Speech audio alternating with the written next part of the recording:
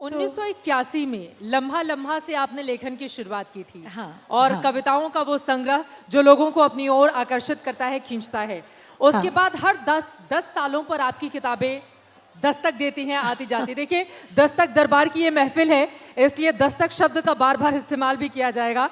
लेकिन आपकी जिंदगी का ये जो शंखनाद रहा, एक तरफ बड़े पर्दे पर अभिनय करना, दूसरी तरफ किताबों में खुद को रचना बसना और उसको आगे लेकर जाना, ये कैसे हुआ?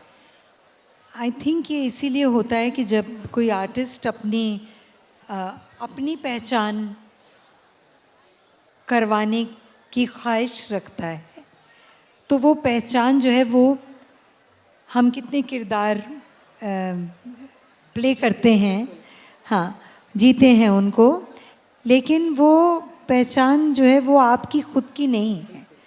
वो कोई एक रोल है, फिर कोई दूसरा रोल है, कुछ तीसरा, कोई रोल्स लोग पसंद करते हैं, किसी को ये अच्छा लगता है, किसी को दूसरा अच्छा लगता है, but that is not who you are. तो एज अ राइटर हमेशा मुझे ये लगा कि मेरी बात मैं कब कह पाऊँगी, मैं अपने बारे में कब, किस किरदार में, तो वो मैं अपने आप को कन्वे कर पाऊँगी, अपनी बात, अपने मन की बात। तो वो जो है वो रोल मुझे एज अ राइटर के रोल ने मुझे वो अपॉर्चुनिटी, वो जब हम बचपन में जाते हैं तो जीवन का अलग संघर्ष भी होता है। देखिए, बचपन में क्या आपने कभी कल्पना की होगी कि आप देश की इतनी बड़ी जानी मानी एक्ट्रेस बनेंगी, जो जब निकलती थी तो उसके बाद मुझे पता है, मैंने उस दौर के तमाम वीडियोस भी देखे हैं, आपके बारे में खूब पढ़ा है कि किस तरह से आपके चाहने वाले दौड़ कर आ जाते थे आपके पास आपसे मुलाकात करने के लिए। उस समय तो इतने मोबाइल फ़ोन भी नहीं होते थे, वरना फिर आपका घर से बाहर निकलना मुश्किल हो जाता।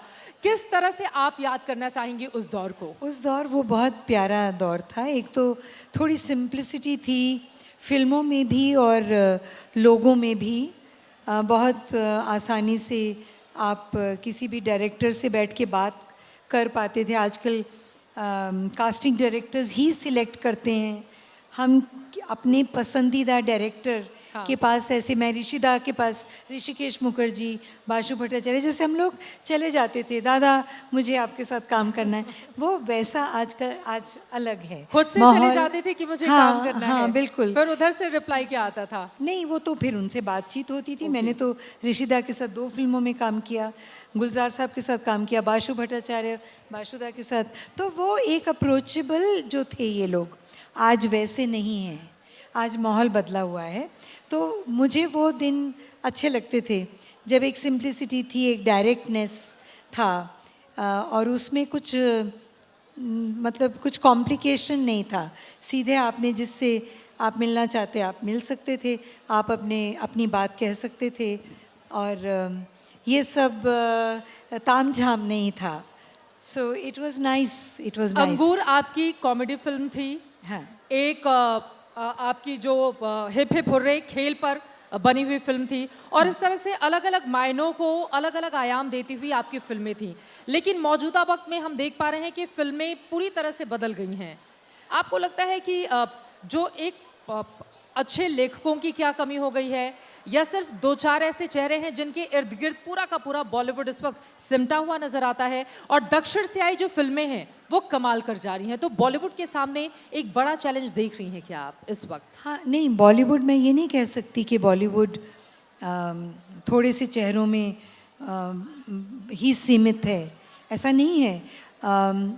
या कोविड के बाद से थिएटर बहुत मार खा गया है, ये तो सब जानते हैं। लेकिन OTT प्लेटफॉर्म ने बहुत से आर्टिस्ट को जन्म दिया है, बहुत से लोगों के लिए अपॉर्चुनिटीज़ पैदा की हैं, और बहुत सा काम मिल रहा है लोगों को। नहीं तो कई कई साल लोग स्ट्रगल करके कई बार वापस चले जाते थे, सालों साल स्ट्रगल करके लोग वापस चले जाते थे कि नहीं, हीरो नहीं बन पाए या एक्टर नहीं बन पाए। पर आजकल इतना काम है, टीवी ने स्टार्ट किया था लेकिन OTT ने और भी उसको आगे लेके गए हैं। मतलब कोरोना का जो आपदा था, उसने बॉलीवुड के जो छोटे कलाकार रहे हैं जिनको बड़े मौके नहीं मिल पाते थे, उनके लिए अवसर दिए हैं बहुत से।